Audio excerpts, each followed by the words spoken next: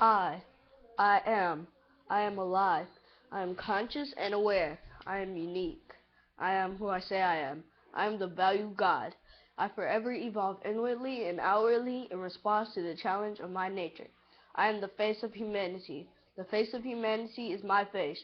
I contemplate myself and see everything in me. I outgrow the use of crutches.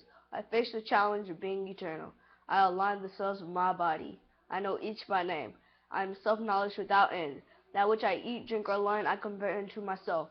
I walk in humility in the presence of the person. I can afford to be humble. I am not afraid. I am adequate. That doctrine shall prevail, which is not afraid of the person.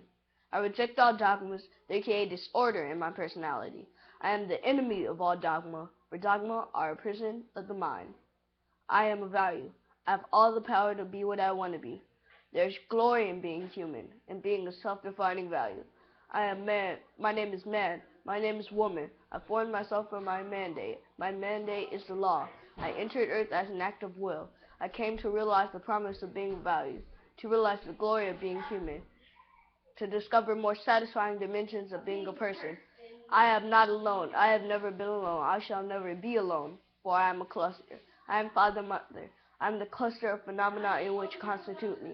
I am father, mother, child. I am the past, the present, and the future. I have no beginning and no end. I am the geodesic circle in which father and mother merge to become me. I extend myself into the child. I am the brick out of which society is built. I am the eternal person.